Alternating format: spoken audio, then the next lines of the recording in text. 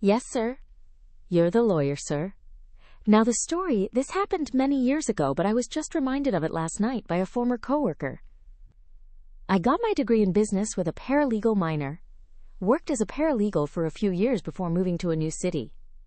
Upon arriving in new city, I found that legal secretaries got paid OT while paralegals didn't, and with very similar base salaries and similar work hours.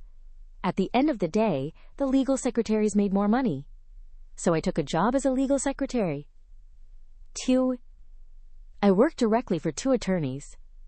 1L had a couple years experience, knew I had education and experience to be a paralegal, and utilized me as such. Other B was fresh out of law school and newly passed bar exam. He had a massive I am the lawyer chip on his shoulder. One day, named partner NP, who was notorious for flying off the handle at mistakes, assigns B to prepare some legal documents.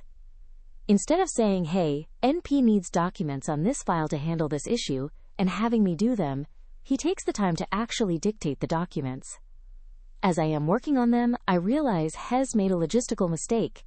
Head drafted the document in a way that would result in it not being legally enforceable. I go to his office and explain, "Hey, I was working on this and I noticed X, and that's not how that works. You need to have it do Y instead, or it won't be enforceable."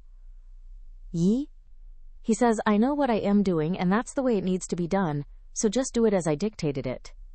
Yep, of course, absolutely. I went, did it his way, reminded him, when I handed it to him, that WED had prior conversation and that ID completed the document exactly as Head wanted it.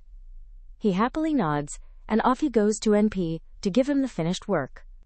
Less than 30 minutes later, NP is in BS office doorway, throwing a hissy fit. "That document was prepared. That way you can't do that. You've literally made this document worthless. Blah blah blah."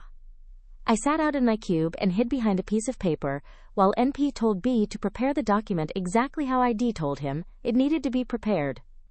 I wish I could say that going forward, B listened to me when I raised concerns, but he only lasted a year and in that time never lost the "I am the lawyer you're not" attitude. Meanwhile, years after I left that job, joined corporate world and moved up in my career, I was still close with NP, who actually referred my company business, and I attended his funeral when he passed a few years ago. Tiny wings approve this pettiness. What's your most satisfying "I warned you" moment?